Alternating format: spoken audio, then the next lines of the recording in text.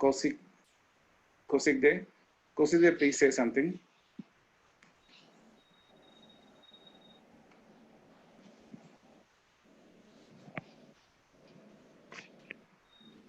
Unmute, please. Unmute, Kosikde.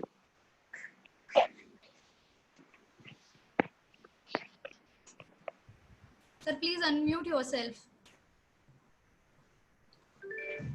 Kaushik De, sir, please unmute yourself. Yeah. Yes. Actually, my connection was disturbed. Very weak. I cannot see cannot see now. Okay, no issues. Arindam, please say something. Arindam, Arindam said, our state secretary, please say something. I cordially welcome Madam Karthika Madam for our sixth webinar of the IIP West Bengal branch and IIP Women's Cell of West Bengal.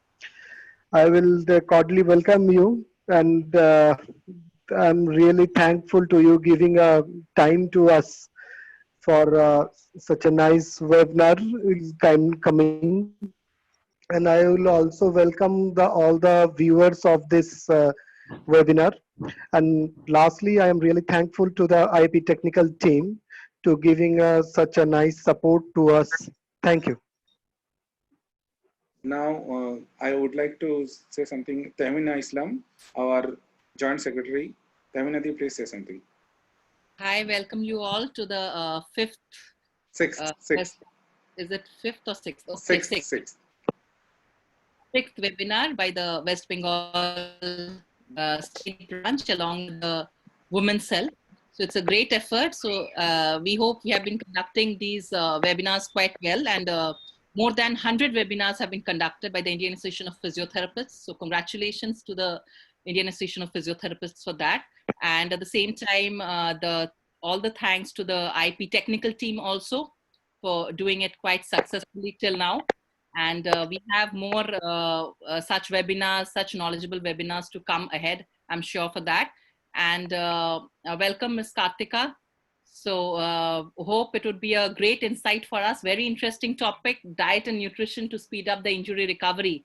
Very interesting topic, and hope all the viewers would experience a new insight to the treatment protocol, especially the physiotherapists and the nutrition. In terms of nutrition, we know very less. So how it speeds up the recovery along with physiotherapy, it would be a great insight for all the viewers. So welcome you all. Welcome, ma'am. And with that, I'll hand it over to Kaushik, please. Thank you, ma'am. Now I would like to say something. Tanushree Bhattacharya, who is the head of West Bengal Women's Cell.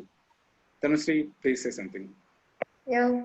Hello, ma'am. Welcome all of you, all the delegates, and it is very nice to have you here in this forum. And I will be welcoming you and like to introduce little bit of your specialty to all of our members. So our today's resource person is Karthika Thirugnanam, ma'am. And let me tell a tough name. Sorry. No worries, no worries. Let me tell something about our resource person. She is our well-known registered dietitian and nutritionist registered under USA Commission on Diabetic Registration. She is an expert in supporting diseases reversal in conditions such as diabetes mellitus, chronic inflammatory diseases, heart diseases, and metabolic syndrome, and so on. There are lot of things to say about you, but we have a very few time and we don't have much time to tell. And last but not the least, she also serves as a nutritionist and dietetic expert for Bolsky online magazine. Hope, ma'am, you can start with our topic and it will be most successful in our webinars. Thank you, Tanushree. Thank you. Karthika, ma'am, please, you can start. Thank you. Thank you so much for the wonderful introduction. Thank you, Indian Association of Physiotherapists, and Dr. Sanjay Sakar for introducing me to all of you. Thank you to all my fellow colleagues. It's a little intimidating, one dietitian with so many physiotherapists, but I'll try my best and hope to give you guys some insight. Thank you to all the friends and family, everybody who's joining us today. And I'm just gonna start sharing my PowerPoint presentation now, if that's okay.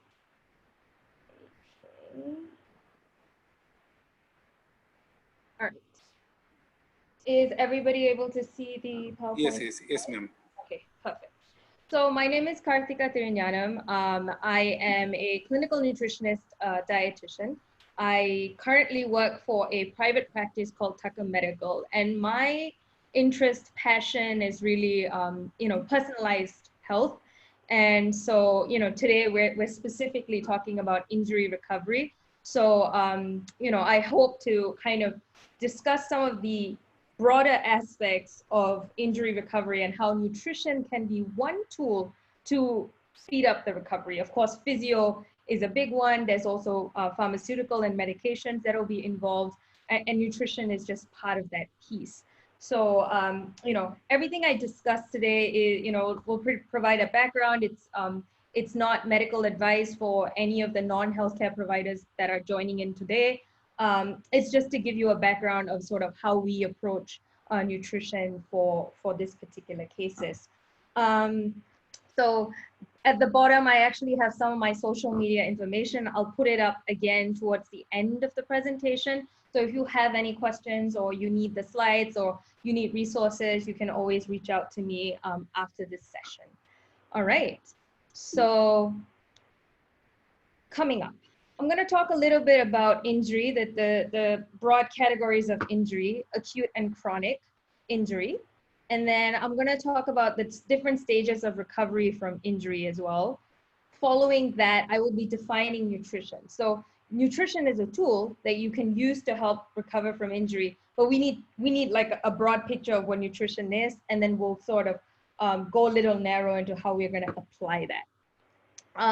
And then I will be talking about nutrition for each of those stages of recovery, and meal and supplement options, practically how we're going to apply some of those things into some of our patients or even personally. All right. So acute injury.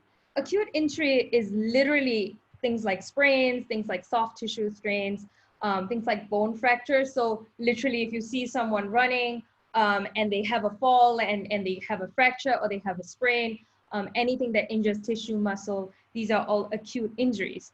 And they tend to benefit the most from nutrition intervention right at that moment if we intervene at the right time. Now, if we look at some of the chronic injuries, on the other hand, it does tend to be a little bit more overuse related injuries. So now if you look at someone like the person in my picture down here, it is an older male, and chronic injuries can sort of present themselves in many different ways. It can be stabbing pain, sharp pain, throbbing pain, aching, tightness, and things like that. They do tend to sometimes occur if an acute injury is not dealt with in an appropriate manner. It can also happen through chronically undealt with issues such as, walking position, muscle imbalances, improper footwear, and things like that. And so these are kind of habitual. So people actually don't feel it immediately, and they're less likely to intervene with nutrition with chronic injury, because like chronic diseases, chronic injury just doesn't happen overnight. It does tend to build up over time. So the purpose of today's presentation, I'm actually going to be focusing more on the acute injury aspect. So injury recovery, how does it work? So first step, someone falls down. The first thing that happens is inflammation, right? Inflammation is a natural process that occurs in the body, although it sounds scary, and I have it in red font. The area becomes red, painful, hot, and swollen sometimes. So that is that first step of injury process and recovery. And then the healing chemicals are then attracted to that area where that injury actually occurred. So if you think about it, although inflammation sounds like a negative thing, it's actually a positive thing. It's part of that process that the body uses to heal. The second stage is actually proliferation, which is basically when the damaged tissues are removed. So anything that's dead, anything that's injured over there, that's basically, kind of when the scabs form and things like that. That's basically proliferation stage. And this is where the new blood supply comes in and the new tissue is actually built on top of that injured area. And then the third stage is going to be remodeling. So this is basically when you're recovered and you're almost becoming a new version of that area where the injury occurred. So just like stronger, more permanent tissue that replaces those temporary tissues, kind of like scab tissues that came in to sort of do damage control in stage 2. Now, what we are going to do right now is ask a very quick question. It's a poll question. In terms of nutrition, they are categorized into macro and micronutrients. So which of the following are macronutrients? I'm just going to give you guys maybe a minute or two just to sort of answer this question. You guys can submit the questions through the Q&A or through the chat box. And let me see this. So I've got fat. Fat seems to be the most popular answer so far. Fat, zinc, calcium. I've got a few calciums. Fat. Excellent. So most of you got it right. Fat is one of the big macronutrients. And so having said that, macronutrients. There are 3 macronutrients that everybody uses. And the first one is going to be carbohydrates. Now, carbohydrates are generally referred to as the quick source of energy. So, I mean, if you deal with a lot of athletes, a lot of them drink sports drinks and, something like a lot of these energy drinks, they tend to be, heavy in sugar content. And basically sugar is a form of carbohydrate, and that's why they feel that quick sense of, I can go, right? It used to be referred to as the primary source of energy, but more and more research has shown us that there are ways to manipulate your body to use fat as a primary source of energy as well. That's a topic for another day. And carbohydrates generally break down into glucose. So if you think about carbohydrates, you're thinking about things like rice and bread and roti and things like, and biscuits and things like that. They all break down into glucose except fiber. So fiber in general does not break down into glucose. It's a form of carbohydrate, but it's mainly used in the gut for, feeding the gut bacteria and for bowel movements, okay? So essentially carbohydrates break down into glucose, all carbohydrates except fiber. The next one is protein. Now, protein is essentially called the building blocks of the body. Pretty much your muscles, your hormones, and all of these things are built using protein. They are generally not used for energy. That's why, a lot of athletes, they tend to consume the protein after exercise because there's a lot of muscle damage going on through exercise. And so they consume the protein to kind of rehabilitate some of that. Protein breaks down into amino acids. Or if you look at the reverse, protein is actually a combination of amino acids that form a protein unit. And so protein, essentially that's what it is. It's the building block for bodies, and it can be used for energy, but it generally is not used for energy unless you don't have sufficient amounts of carbohydrates. Fat. Now, fat is generally referred to as the insulator. Some people will joke about the fact that, ooh, I have a lot of extra fat lying around. It is generally the stored form of energy. So whenever you consume food, anything that is unused is generally going to be put away as fat. So whenever people tell me like, oh, Karthika, I want to lose weight, I'm like, you want to lose weight? I can chop off an arm and you can lose weight. What you really want to lose is fat mass, right? because that's that stored energy that's just never being used. So yeah, it's the stored source of energy. So in the event that you don't use as much carbohydrate, you are then going to use fat. So you can sort of look at it as a backup source of energy. And fats are generally broken down into fatty acids. So broad picture of nutrition, just want to give you an overview before we can sort of look at how each of these are gonna essentially play a role in each stage of that recovery. All right, so next part, we talked about macronutrients. Those are essentially the things that we consume in large amounts and affect metabolic health and big picture. And now we're looking at micronutrients. Now, micronutrients are also further categorized into two groups, vitamins and minerals. So when I became a dietitian, I thought I was going to study about food. And somehow all my patients were actually focused on, what supplement can you give me to help me lose weight? What supplement can you give me to help me recover, right? And unfortunately, when people hear vitamins and minerals, they always think of pills, because a lot of us, end up consuming them in the pill form. But micronutrients are actually mainly found from food.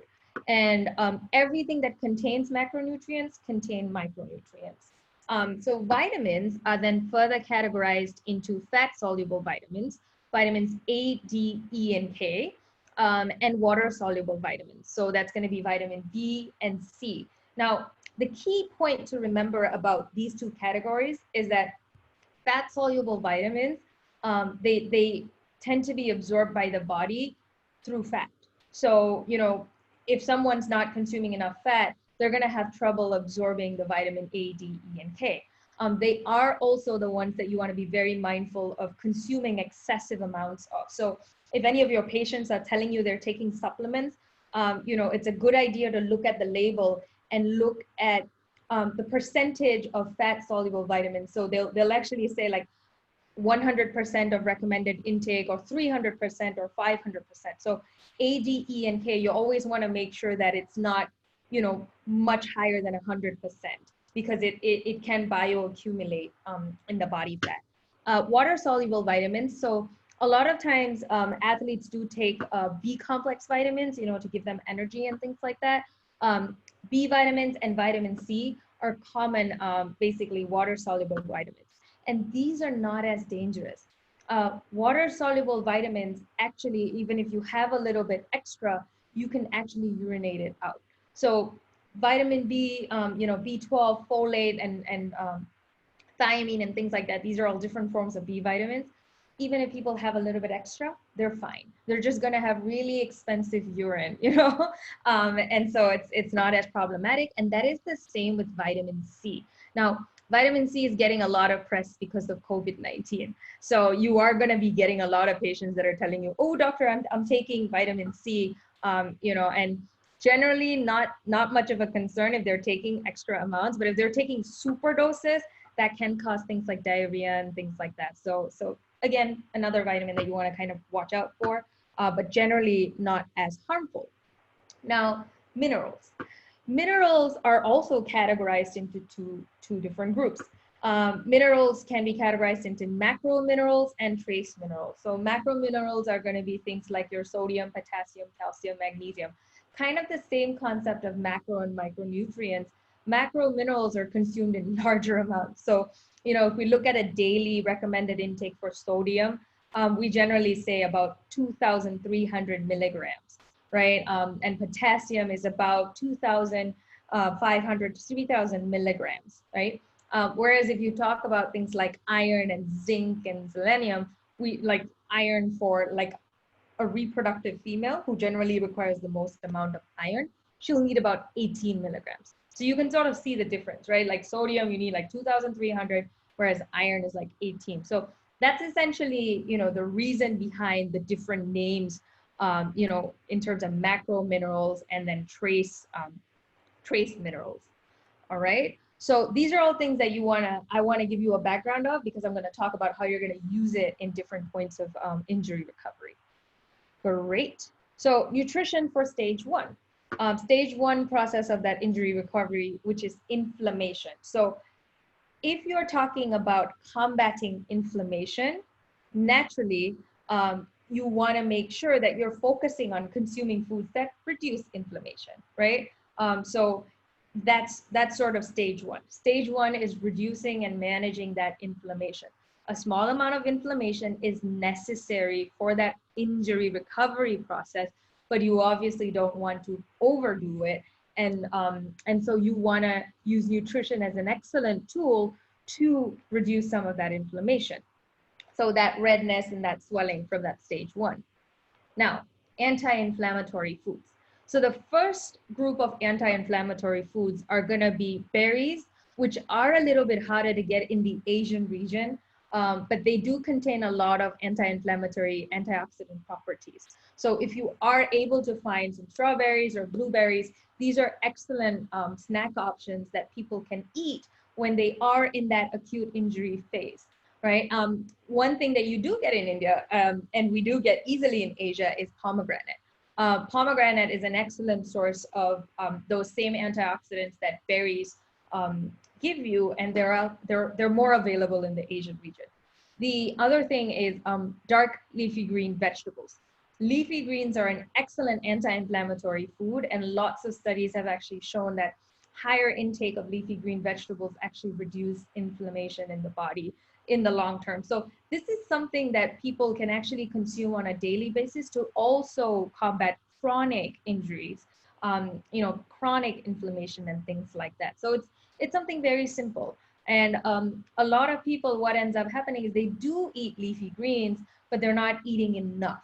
So it's important that we're eating at least, about 1 cup of leafy greens during that period of time when people do have that acute inflammation process. The other thing that a lot of research is going into that's showing up for anti-inflammatory properties is omega-3 fatty acids. It is a type of fat that's mostly found in fish. So essentially, you want to be consuming at least 2 to 3 servings of fish a week if you do eat animal products. And if you don't eat animal products, there are vegetarian sources that have omega-3 fatty acids as well. And those are going to be things like flax seeds and chia seeds. They used to be a little bit harder to find in Asia, but now it's almost become commonplace. So, for fish, you want to make sure like it's 2 to 3 servings a week. And for flax seeds and chia seeds, it's anywhere between 1 to 2 tablespoons, most days of the week. So omega-3 fatty acids, excellent anti-inflammatory foods that you can include during that acute injury phase to sort of help that inflammation. The third one is actually going to be avocados, nuts, and olive oil. So these are essentially sources of monounsaturated fatty acids, and they are also being linked to a lot of anti-inflammatory properties. And they also reduce overall inflammation in the body, which actually increases your risk for other things like heart disease and cancer and things like that. So everything good. And avocado, again, I was told, it is much harder to find in our region. So you don't have to go look for avocados. Olive oil is much easier to find. All of these nuts, things like walnuts and pecans and almond nuts and pistachios, these are all great sources of that same monounsaturated fatty acid. So you don't have to go looking for avocados if they're difficult to source, especially not during COVID-19. You definitely want to minimize the amount of outings. And the third one is a lot of herbs and spices. Now, turmeric, with an Indian population, I don't even need to talk about the benefits of turmeric and all of the studies that have gone on about turmeric. It's the curcumin component of turmeric has shown to have anti-inflammatory properties. And the great thing about turmeric is that it is quite easy to add into a lot of foods, and you can eat it either in the powdered form or in the raw form, which we have access to. Now, when I used to treat patients in the US, they used to have a lot of trouble getting the raw turmeric. So they used to actually eat turmeric pills. So, we are lucky in that we get the raw turmeric and you can actually eat like an inch in the morning, an inch in the evening, not a problem. And the thing with eating raw turmeric is it's very difficult for you to consume excessive amounts. Whereas when you're eating it in the form of a pill or a supplement, people sometimes can end up consuming way more than they need to. So that's kind of a safety aspect. Green tea. Green tea is also something that's very popular, and it's becoming very prevalent and easy to find these days in the grocery stores. It is an excellent anti-inflammatory food as well. And garlic. So 7 to 8 cloves of garlic. You know, it's very easy to include in your foods. It is very easily available in our markets as well. Again, you know, with a Western population, people used to eat garlic pills, and I used to be like, really, you guys are eating garlic pills? But you know, it's a thing, and we don't need to do that. We can actually include that in our foods. We can eat them raw, and it's a very easy, commonly available food that can really help when you just increase the intake a little bit during that acute phase of recovery. Now, so we talked about anti-inflammatory foods, and now we have to minimize pro-inflammatory foods. So those are the foods that can help you reduce inflammation. These are the foods that can help you prevent worsening the inflammation as well. Okay, so the first one, and there's a lot of studies showing this now, is basically your added sugar, right?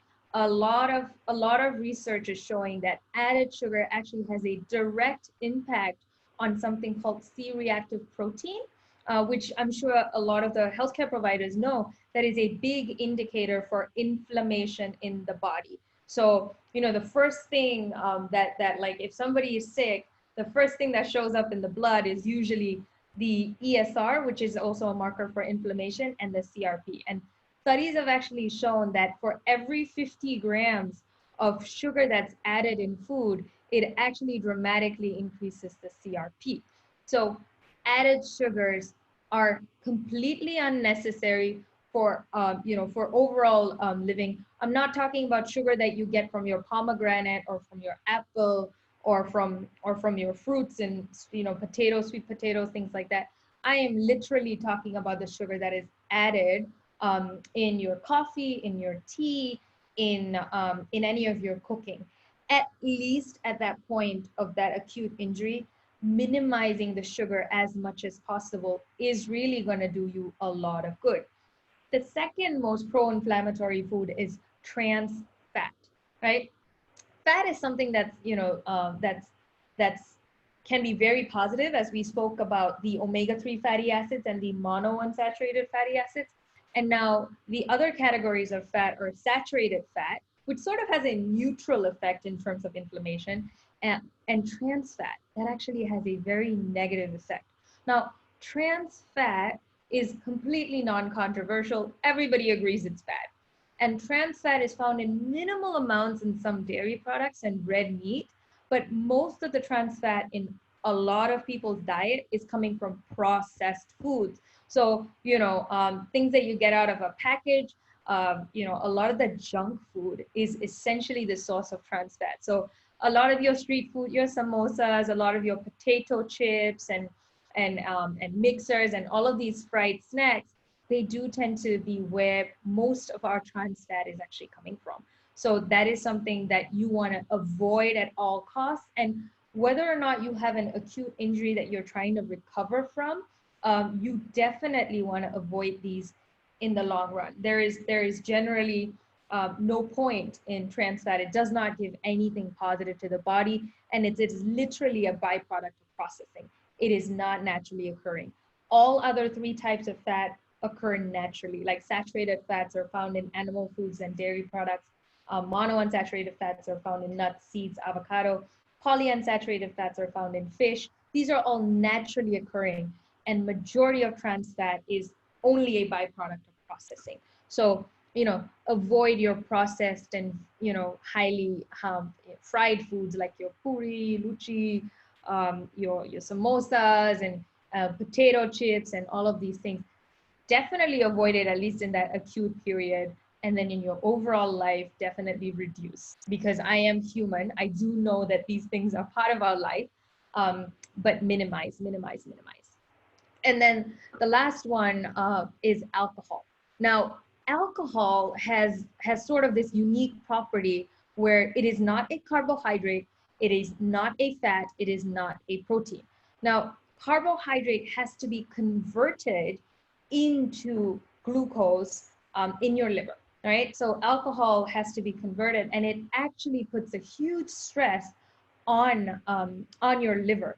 So that's one big aspect of alcohol that everybody knows. But the problem with alcohol is also the fact that it disrupts sleep. So the fact that it disrupts sleep disruption is a big pro-inflammatory issue. So poor sleep causes a lot of inflammation. So if you are recovering and you are not sleeping well because of the alcohol, that's just a very bad combination. So very important, no alcohol. And also, a lot of times, patients are taking pain medications while they're recovering from an injury. So whether it's NSAIDs or other pain medications, and the worst thing you can have is an interaction with alcohol. So definitely be mindful, when you are interacting with patients. This is something that most people probably don't most people don't even discuss their alcoholic intake with their dietitian. They may discuss it with their doctor. So with their physiotherapist, it might not even occur to them. So a little bit of probing, you can actually prevent a lot of damage. And it can actually help their PT work a little bit better as well when they reduce that inflammation. Great. So time for another poll. Which of the 3 macronutrients is the most important for injury recovery? So again, you guys can put the answers in the chat box, and I'm gonna give you some time to sort of answer that question. Let me see what I'm getting. Water, I get a lot of water. Protein. Oops, I think I gave you the answer. Most of you got protein. I think that's a given. So yes, protein is the macronutrient that is the most important for injury recovery, clearly, because they are the building blocks of the body. So if you are destroying muscles and tissue from an injury, naturally it's the protein that's going to help you rebuild that, right? So nutrition for the stage 2 and 3, protein's going to come up now. Proliferation and remodeling. You are literally rebuilding. And so at that point, the number 1 priority is going to be energy intake. Now, this is where there's a lot of individuality.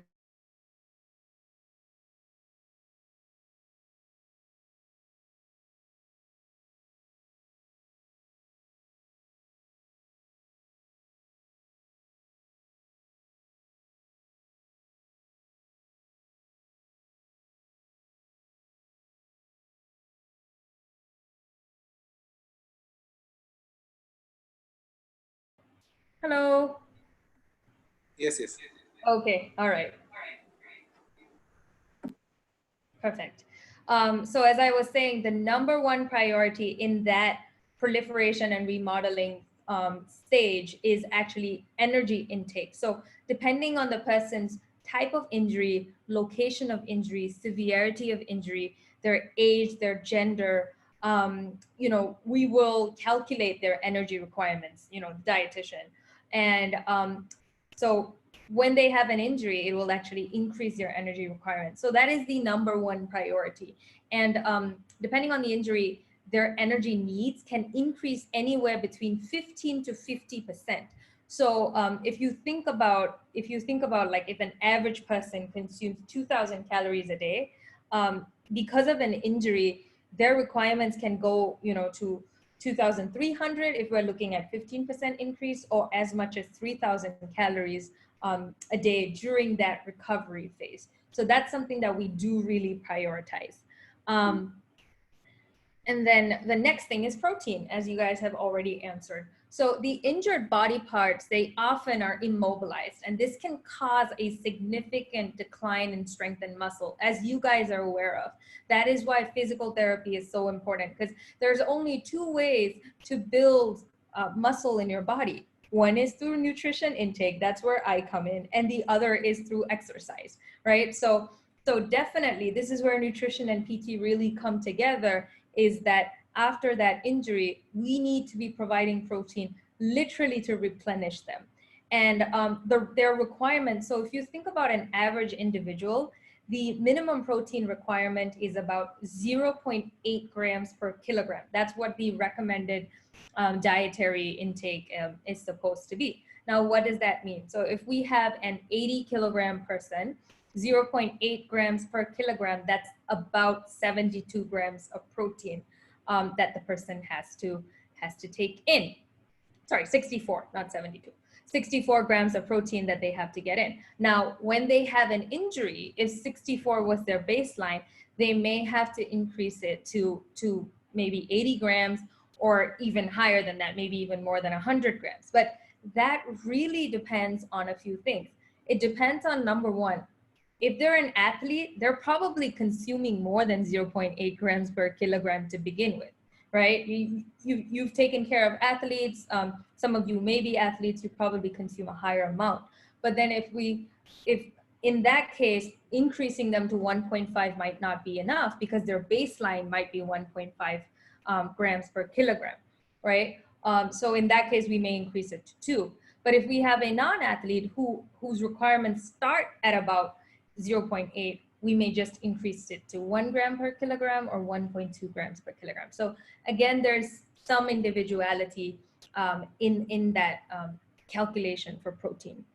Now, protein sources, right? Everybody knows where we get protein from: eggs, fish, chicken, meat. And then when we look at vegetarian sources, it's mostly going to be from your nuts, seeds, beans, pulses, legumes, right? But there is a significant difference in the protein source in terms of how complete the protein is. You guys may have already heard about this, that a lot of vegetarians, they can get whole proteins, but they do need to micromanage a little bit more. The bioavailability of proteins are very different between the animal sources of protein and the plant sources of protein. So we're going to talk a little bit more about some of your patients who may be plant-based eaters.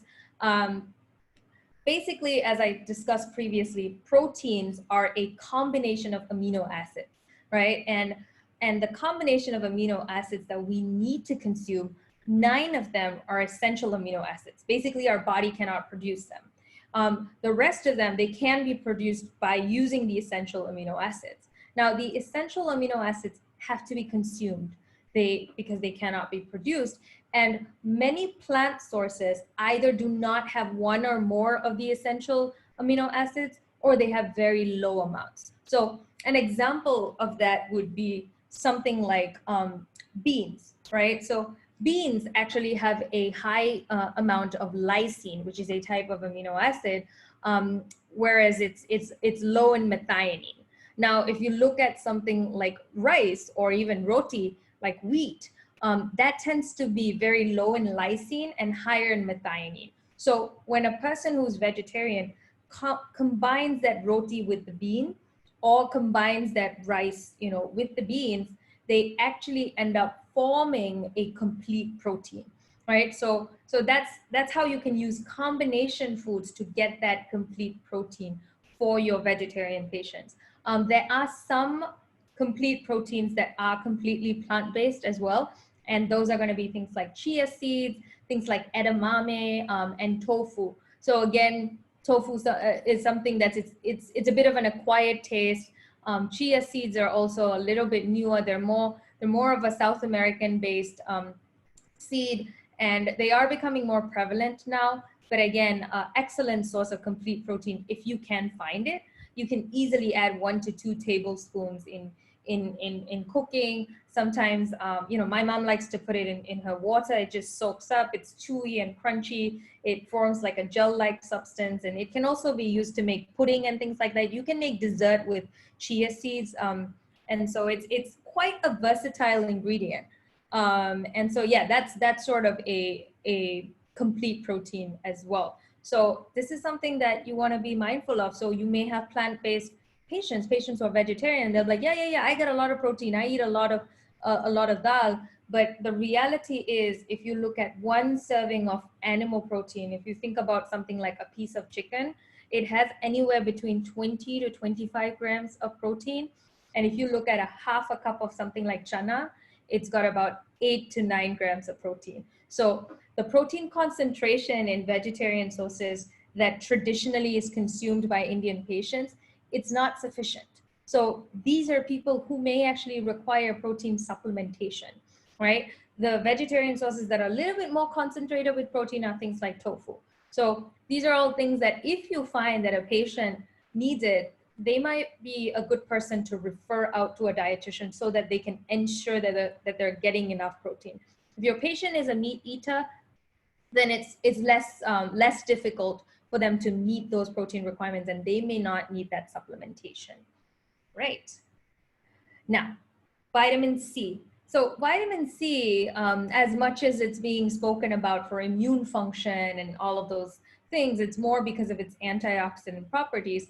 Vitamin C is heavily involved in the process of collagen formation. And you guys already know that collagen is a big part of maintaining the integrity of bone, muscles, and tendons. So vitamin C is part of that formation of collagen. So getting sufficient amounts of vitamin C is key in that stage 2 and 3 proliferation and remodeling phase. Now, how much vitamin C? So daily requirements of vitamin C is anywhere between 80 to 105 milligrams. Not hard to get. You get vitamin C from leafy green vegetables, the very common source of vitamin C, oranges, lemons, broccoli, things like that. Very easy to get. But you know, people do benefit from a little bit extra, so they can eat a little bit more leafy greens, maybe eat an extra kiwi, and they can make up for that. Generally, people do not need to supplement it unless their injury is very severe. And even if they do supplement, as we discussed in the slide that we talked about micronutrients, it's not harmful as long as they don't exceed like 500 milligrams a day. Vitamin C supplementation is not dangerous. But then if you think about, vitamin C in food, it's just so easily available in so many foods. It's almost a waste of money to purchase a supplement. And a lot of times companies do tend to have to use thickeners and other additives when they do make the supplement. And then you don't know what the bioavailability of that supplement is. So, I'm always an advocate for anything that you can get from food, try and get it from food. But I'm not against supplements if someone has a true justification on why they're taking it. I'll be perfectly fine if my patient's saying, I'm recovering, I want to take this vitamin C for this 3-week period when I am recovering. And that's fine, because clearly you have a purpose for it. Any supplementation needs to have a purpose for it. Great. So the next one is zinc. Now, zinc, similar to vitamin C, is also involved in that collagen formation, but it's also a component of many enzymes and proteins in our body. So zinc in itself, it's the deficiency that tends to be the problem, especially with older patients. So if someone has a zinc deficiency, wound healing can be delayed for them. Tissue repair and growth can be delayed for them. So, so that's the problem with, having low levels of zinc. And again, with zinc, very easy to get from foods for someone who is eating animal foods, because zinc is easily available in meat and shellfish and things like that. Now, meat is also available in nuts and seeds and legumes, things that plant-based people eat. But it is not as bioavailable, And a lot of times a good way to make that zinc more easily available is by soaking it. So most of us, we don't make things like chana and rajma without soaking it, but soaking it for at least 6 to 8 hours is actually gonna open up and make the zinc more absorbable. So that is a key element that people need to think about when they say, oh, I'm getting my zinc from my beans and nuts and things like that, but making sure that that they're soaking it and then they're cooking it, and so they're actually truly getting that zinc. Now, there's also a little bit of difficulty in supplementing zinc, mainly because zinc supplementation can be dangerous in someone who does not have a deficiency. So you do not want to empirically take zinc saying that, oh, I want my wound to heal quicker, unless you have a deficiency, because excess zinc can actually affect copper absorption and sometimes iron absorption. So you don't want to, in the process of solving one issue, cause another issue. So that's a very important thing with zinc. In terms of daily needs, zinc is only about 8 to like 11 milligrams, depending on your male, female age and things like that. And when in some cases in our older patients, when they have pressure ulcers and things like that, sometimes we do supplement anywhere between 40 to 50 milligrams of zinc, again, during that short course of injury recovery, and then we generally tend to stop. We are very mindful of extended periods of zinc supplementation, especially in someone who doesn't have a deficiency. So it's a simple blood test. You could, your patient, if they truly want to take that supplement and they truly believe in it, they can always do a blood test, and then if they have a deficiency, they can take it for a short period of time.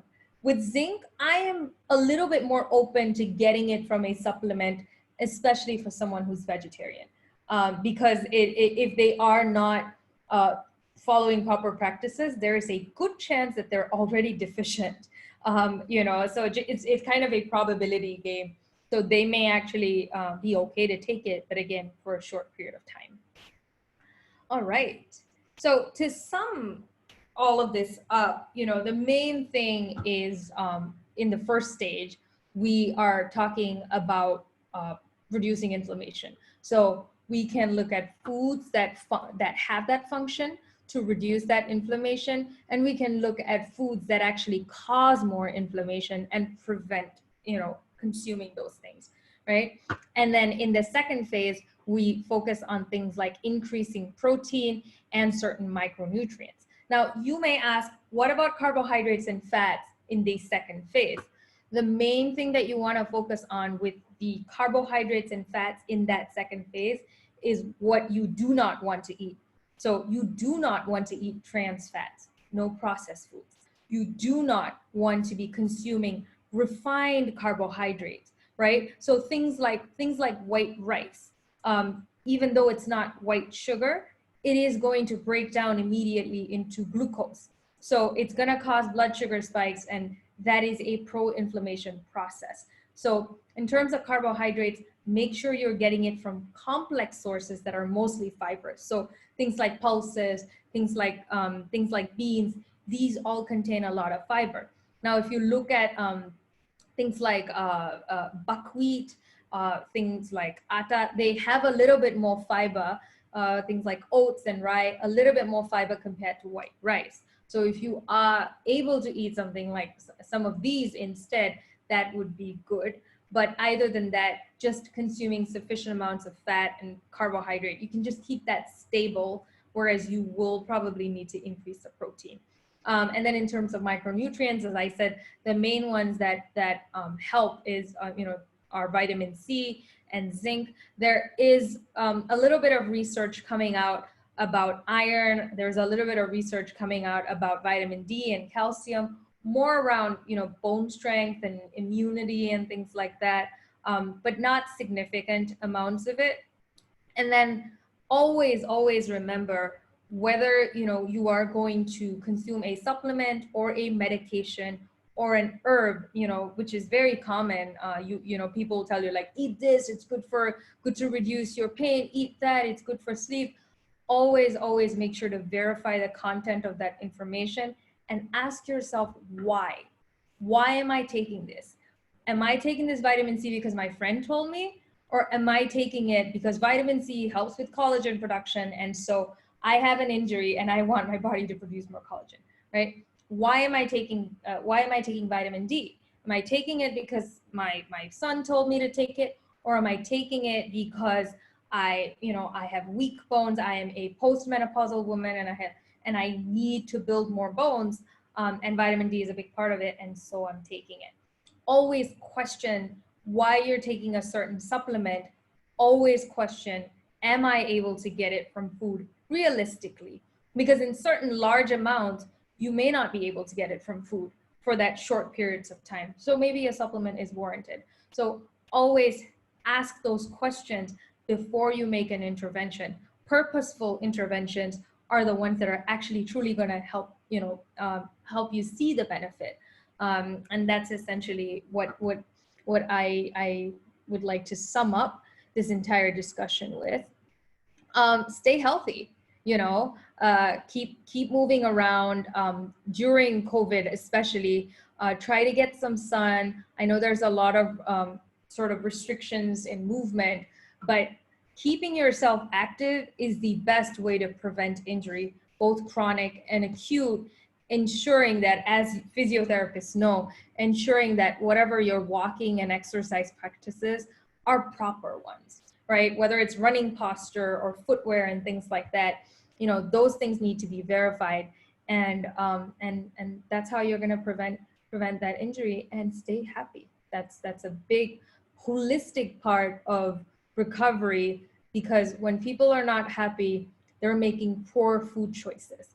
That connection between mood and food, it's too direct to ignore. So when you're happier, you make better choices. When you make better choices, you recover better. So having said that, I would like to wrap up this little conversation that we had about nutrition and how you can use it to sort of help with injury recovery.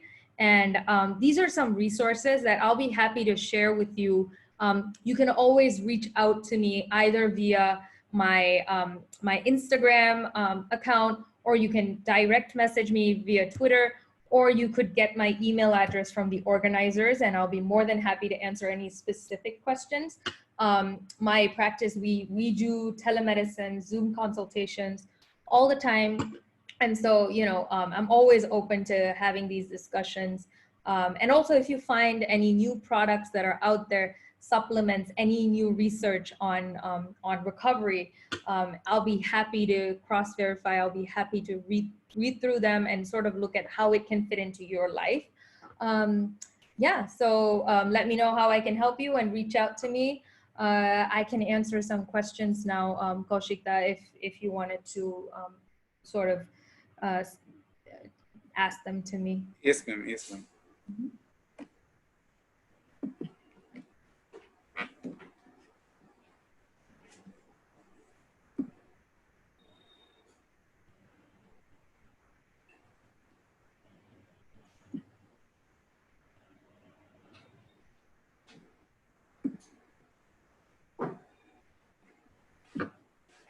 Ma'am, can I take the question, please?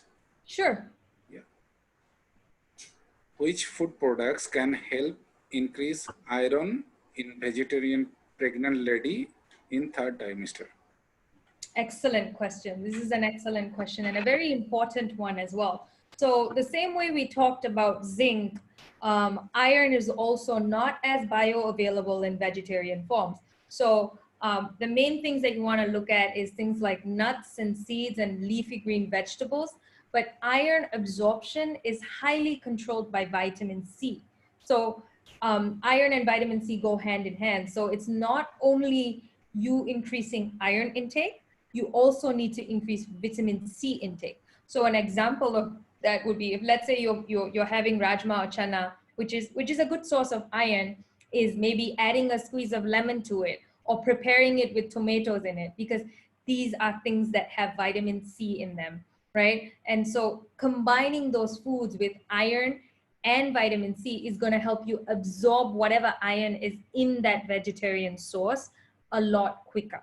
So, you know, that's what the individual needs to focus on. She needs to focus on getting nuts, you know, things like badam. She needs to focus on getting pulses and legumes on a daily basis. She needs to focus on eating dark leafy green vegetables also as regularly as she can. And that's gonna help her actually get more iron in. And with iron, you can only absorb a certain amount of iron in one sitting.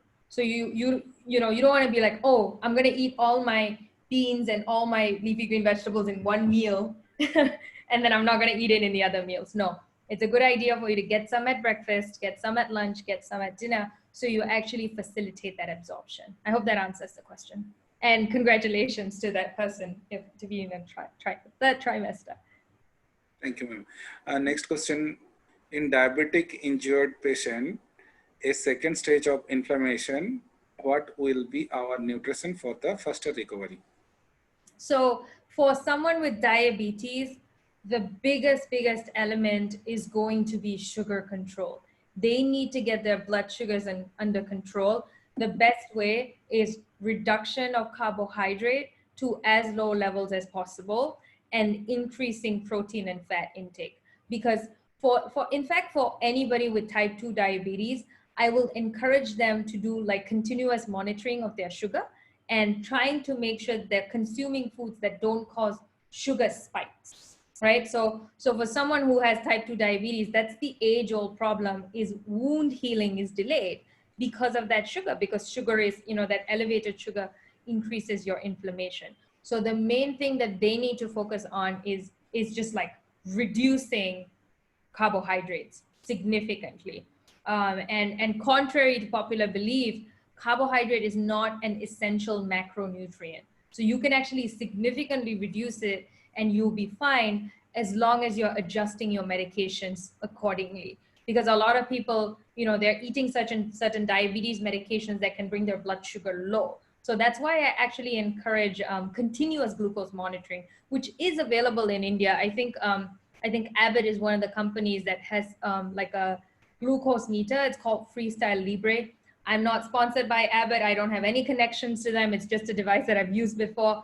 Dexcom is another one that you can use. Continuous glucose monitoring is the key to keep your blood sugar low, keep it low, and you're gonna be able to speed up the injury recovery process. Thank you, ma'am. You're welcome.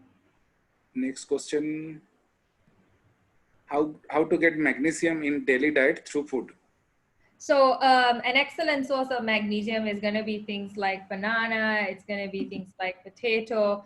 Shellfish is also a good source of magnesium. So magnesium is actually one of those that is actually more available in plant foods than animal foods. So yeah, quite easy to get magnesium. Thank you.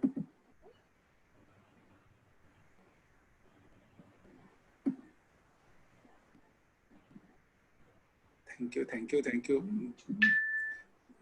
So much thank yous. Next question. Any supplement help for depression? Please suggest a name. So the thing with depression is, even though there isn't a specific supplement that helps with depression, 90% of our body's serotonin, which is the neurotransmitter that controls mood, is actually produced in our gut, in our digestive system, right? So you want to be eating foods that actually keep your gut happy and healthy, because your gut is basically in charge of your mood, right? And so a lot of fermented foods, things like yogurt, things like dokla, things like dosa and idli, those things that are fermented. And if you look at like Western foods like kombucha and kefir and things like that, fermented foods in general are really good for your digestive system.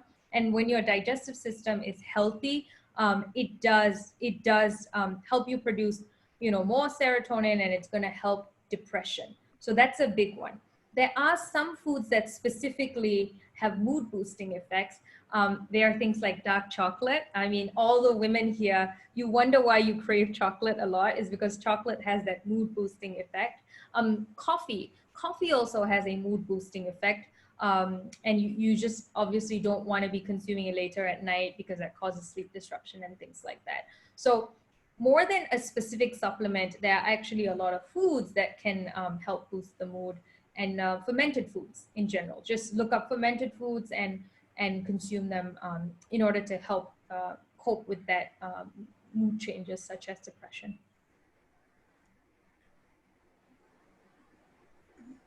Plant protein foods for the vegetarian plant protein. More, they want asking for more protein plant foods. Yeah. So in terms of grains, a big grain that's got a complete protein source is something called quinoa.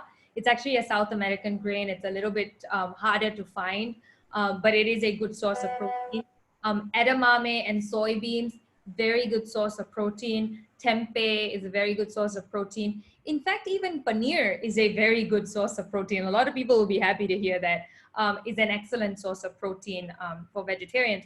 The only thing with paneer is that for some people who are very sensitive to that saturated fat, you obviously don't want to have excessive amounts of that. The other good source of plant protein are things like the chia seeds and flax seeds. These and basil seeds as well, which is easier to find in India, also a very good source of plant protein. So vegetarians, you have a lot of options. You just need to think a little bit more about where you get your protein, and just be mindful to make sure you include it at every meal to make up that requirement.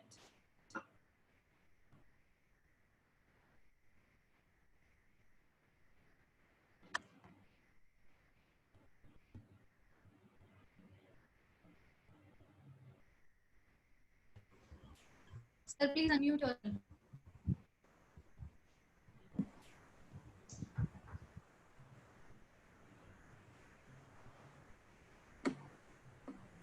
Do you have any chart of food combos for better absorption?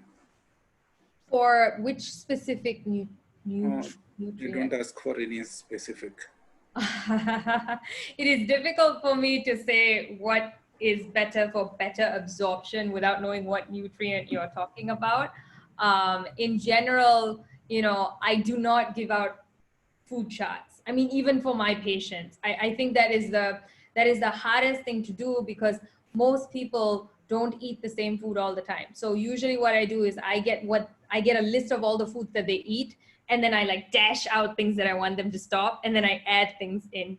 So yeah, there really isn't, as I said, my passion is personalized nutrition. What works for me doesn't work for my husband. What works for him doesn't work for his parents. It's just, we are all very individual in terms of our food preferences and just our overall body makeup. So there's no one thing that fits everybody. So I'm sorry to that person, no diet chart for nutrient absorption. Next question, what kind of food we can suggest for patient with chronic kidney disease? So kidney disease can be a little bit tricky. So when it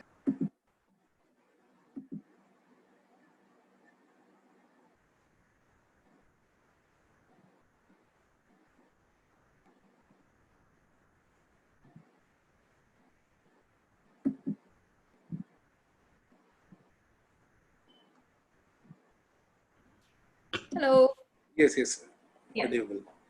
Yeah. So kidney disease is a little bit tricky because it comes in different stages, right? You have stage 1, 2, 3, 4, and then you have end-stage renal disease. And the nutrient requirements are actually quite different depending on which stage you are. So until you have like complete renal failure and people who are on dialysis and things like that, with kidney disease, they do want to make sure that you're not having excessive amounts of protein. And then when you are getting dialysis, they will then say you need a lot of protein, right? So there is that element of difference. But the main thing for anybody with kidney disease that they have to be mindful of is their sodium intake and their potassium intake and their phosphorus intake. These are the three minerals that you want to be very mindful of. Requires a lot of micromanagement. So it's very difficult to give like an exact answer, but I can tell you that these are three minerals that you really have to micromanage for someone with kidney disease. And then the protein, you either will be controlling it or needing extra amounts depending on which stage of kidney disease you're in. What vegetarian food should be taken and avoid in allergic irritation? So for allergic, for people who have allergic tendencies, that, rather than saying what they can eat, the main thing that they do want to avoid is processed foods. So a lot of people who have allergic tendencies, they tend to have bad reactions to preservatives and additives and things like that. So things coming out of a package, you want to avoid. Now, when you think about foods, soy, milk, eggs, I mean, if the person is vegetarian, I don't know whether they eat eggs or not.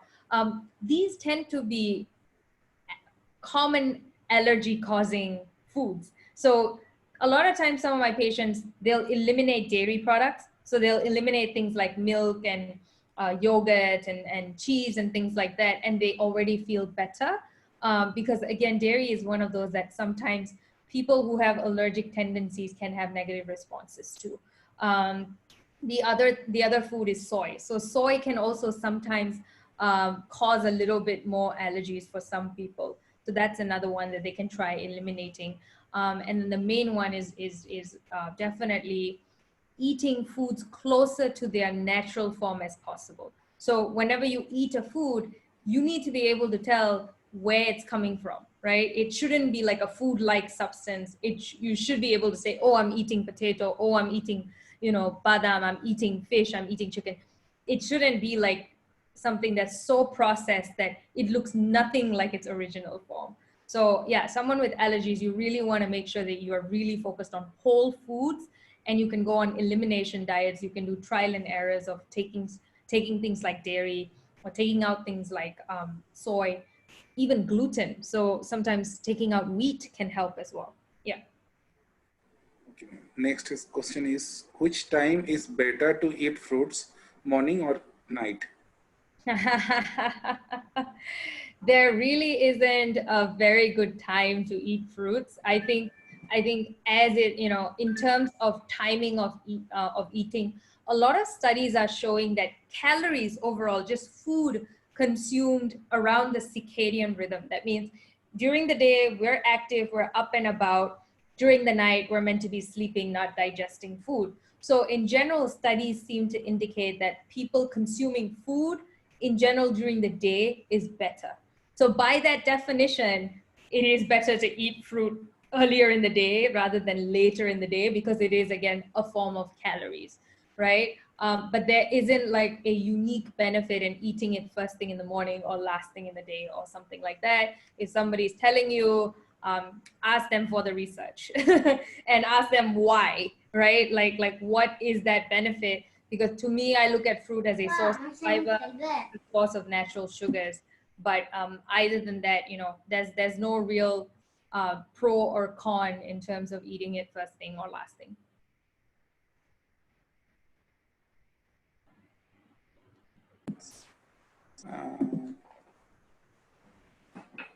Next question, with sunlight, how vitamin D will be absorbed? And in winters, how to deal with vitamin D deficiency? Yes. So that is, vitamin D, like vitamin C, has actually become a very popular point of conversation. So, I think the person's question was essentially, how does one get vitamin D during winters, right? And during winters, unfortunately, you do need to get vitamin D from supplementation because the best source of sunlight, best source of vitamin D is going to be sunlight hitting your skin and then your body producing the vitamin D. Nowadays, a lot of companies are adding vitamin D to things like milk. You do get small amounts of vitamin D from things like egg yolks, from things like shiitake mushrooms, from things like salmon, but they're not significant amounts. So if you are someone that lives, I mean, in a region where it's winter time for a prolonged period, that period might be a good time for you to supplement some vitamin D in small amounts, because remember, vitamin D is a fat soluble vitamin, so you don't want to have excessive amounts. So yeah, it is a problem.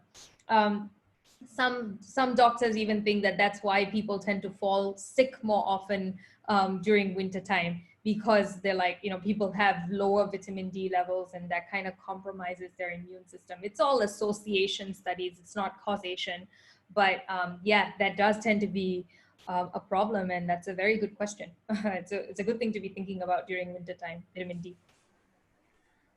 Next question, absorption of vitamin and other essential minerals go down according to your age? They can go down, and you know, the main thing that happens with age is also people's requirements change. So you know, they don't absorb as much because their digestive system and everything has been through more, and also they may require higher amounts because of age-related damage. So yes, so absorption goes down, but also needs increase. So for instance, as people age, their need for fluid needs increase, their protein needs increase because of age-related muscle loss, because of age-related changes in terms of skin permeability. People lose more fluids as they age and things like that. So yes, definitely, definitely.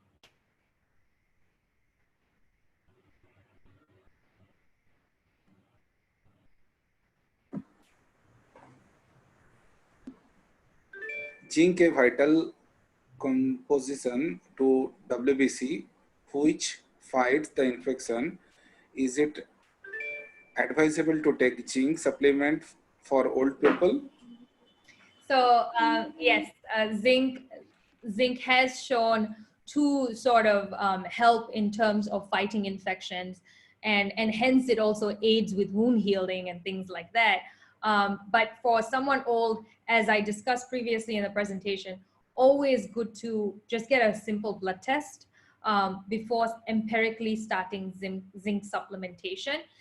If you really do want to start at the lowest dose, maybe 40 milligrams of zinc, and I would always like take it 1 or 2 days a week, right? But I still strongly encourage the person to get tested for zinc deficiency before they take zinc supplementation, because I worry about things like copper absorption. I worry about overdosing on the trace mineral, and I just worry about all of the other things that are added to supplement capsules and things like that. But you're right, there is some research showing that, you know, infection fighting abilities and immune response improving with zinc supplementation. Next question, should a vegetarian woman in her mid-30s take protein supplement, or it's okay to take natural food?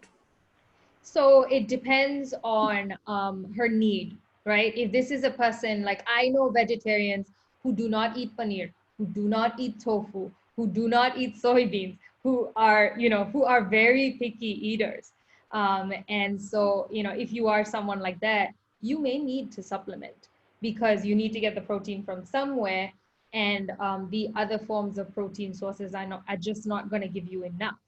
But if you are someone that's open to eating a lot of these things, then you're going to be fine. You don't need a supplement. And also, some vegetarians, they eat eggs. So egg is sort of an easy way to get some protein in. And Greek yogurt, that's also an easy way to get protein. Greek yogurt, just because of the way that it's strained, it tends to contain a higher amount of protein compared to regular yogurt. So that's another source. So if you are someone who's open to trying new foods, there are a lot of vegetarian options, and you don't really need to take a supplement. But if you're a picky eater, yes, you can take a supplement. Just be mindful of added sugars. A lot of protein supplements have added sugars, or they have artificial sweeteners, or they have a lot of thickeners and things like that. Be mindful of that. When you do supplement, think about the amount And remember, whenever you increase protein intake, you need to increase fluid intake. So don't just, start taking a protein supplement. Definitely cross-verify with a provider if that's a good choice and how much you need it. Next question, what are the food restriction in acute inflammatory pseudo gout? Oh, gout. So gout is another one. The first and foremost important thing with gout is cut the alcohol. Alcohol is one of the biggest sort of triggers for gout. The next thing is going to be shellfish and, like prawns and lobsters and things like that. And processed red meat. So generally, when you're eating lean cuts of red meat, it's fine. When you're eating processed forms of red meat, that can also trigger that gout. Overall, with gout, people also benefit from reducing sugar intake because sugar is sucrose, and sucrose is basically glucose plus fructose. And studies seem to show that higher intake of fructose is also increasing the chances of gout. So yeah, the alcohol, the processed red meat, being mindful of shellfish intake, and then definitely cutting out the sugar. As I said, it does not play a vital role in people's lives, except it tastes good and we enjoy it. We can get carbohydrates from potatoes, bananas, from a lot of things. Cut the sugar. Any particular diet for hypo and hyperthyroidism? Thyroid is a difficult one because hypo and hyper, again, completely opposite sort of situations. With hypothyroidism, it's usually iodine. Iodine intake is something that people want to be mindful of for hypothyroidism. That's also why there was like a global public health initiative. They started iodizing all the salt. It's in order to prevent hypothyroidism. But in general, with hyper, there's actually less manipulations that you can do. Overall, I think that it's very individual. They do say certain like avoid cruciferous vegetables, avoid soy, avoid dairy and things like that. And then people are like, what can I eat, right? So it's a trial and error process and very individual. So work with a provider and then try different elimination diets. And then thyroid function is also something that changes on a daily basis. So whenever you make a change, make it and then wait for a significant period of time while you make that change, and then check your blood work and then talk to your provider and be like, is this a significant difference? Is it getting better or worse? And that would be the approach that I would use rather than to just like throw the kitchen sink at it and try everything at once. Next question, daily requirements of vitamin D. So generally, if you're getting it from like sunlight, it's going to be about 600 international units a day. People who are taking supplements, you can take like 1,000 international units a day, and that's probably sufficient. For somebody who's super deficient in vitamin D, I might give them a higher dose, but in general, most people don't. If you are at a normal level, you don't need more than 1,000 international units a day. Yeah. I think last question. Mm-hmm. What are food restrictions for rheumatoid arthritis? Mm-hmm. Is there any particular diet process for rheumatoid arthritis? So rheumatoid arthritis it's an autoimmune condition, and it's similar to like thyroid issues. These are very individual. And the thing with rheumatoid arthritis is a lot of times it is mostly managed through medication. This person's probably taking long-term medications if they do have rheumatoid arthritis. The main thing is to avoid other chronic illnesses. So similarly, be mindful of those allergy-causing foods. Be mindful of your overall alcohol and overall sugar intake, because these are things that compromise your immune system. But unfortunately, there is no one specific diet that actually helps for rheumatoid arthritis. There are people that are experimenting a little bit with like low carb diets and things like that, but nothing's quite conclusive for me to like recommended at this point for rheumatoid arthritis. Last one question from the Facebook. Someone who has low cholesterol level, what should be he or she can eat in case of high uric acid at the same time? Okay, so when the person says low cholesterol levels, I'm going to assume that they mean low HDL levels, like the high density lipoprotein, and not just like low overall cholesterol, because that's something that people want to have, right? Like people want to have low overall cholesterol levels. So I'm going to assume that they're talking about HDL levels. Foods that are going to help improve HDL levels are going to be things like olive oil, things like olives. If you are able to source avocado, you can eat salmon. You know, that's something that you can have, which is not going to aggravate your elevated uric acid, you know, and things like that. So there are a lot of foods that you can have that is not going to aggravate your uric acid and is going to help you produce higher HDL levels, and that's going to be your healthy fats, your monounsaturated and polyunsaturated fats, which you can eat to improve your HDL. Thank you, ma'am. We have with us Dr. Joji John and Arindam Set, our secretary. John sir, please switch on your video. Thank you, sir. Sir, John sir, please say something. Okay, sir. Good evening, all the participants, for the patient listening to the wonderful lecture about role of diet and the nutrition for the recovery, speedy recovery of the injuries. And first of all, I thank Karthika ma'am accepting the invitation of the Bengal team and given a great lecture and enlightened us all about the diet and nutrition part for the injury recovery. And to all the team,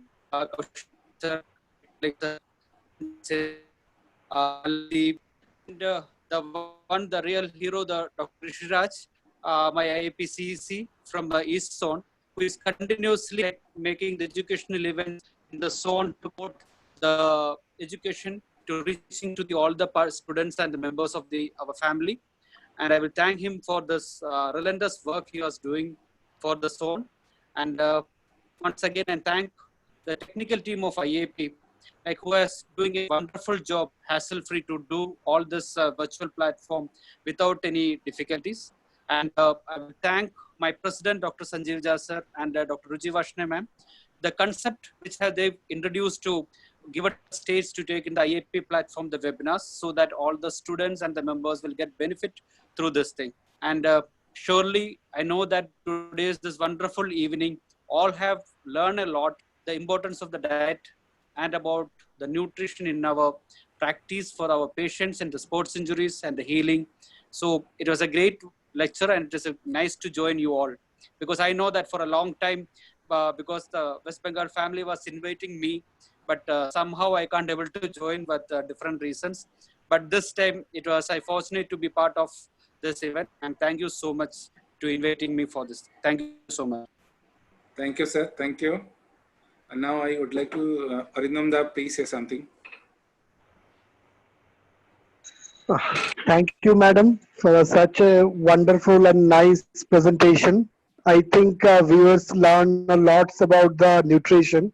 Truly speaking, this is a very new concept and new topic to all the physiotherapists, so that it's an adjunct to our therapy that we can prescribe some of the nutrition diets and how the injury will be faster recovery.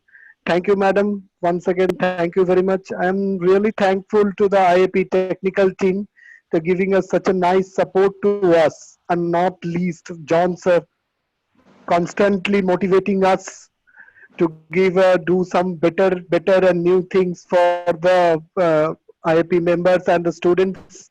Thank you, sir. Thank you, sir, for joining with us. And I am extended my thanks to for giving a constant support and the encouragement to do better for the our profession. Thank you all. Thank you all the viewers. Thank you, Kaushik. Thank you.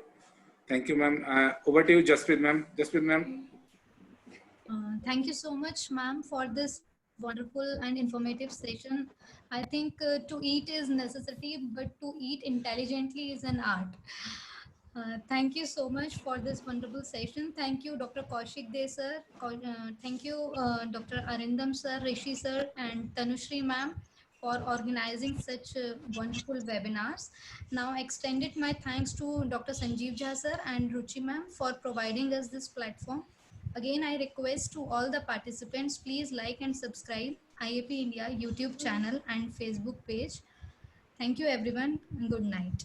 Thank you, Thank ma'am. you. Thank you. Thank you. Thank you Thank for you, the Karthika opportunity. ma'am. Thank you. Thank you so much. And I hope to see you guys in person soon. And everybody stay safe and have a wonderful Saturday night. Thank you. Thank you, ma'am. Thank Thank you. you. Bye. Bye. Thank you, madam. Bye.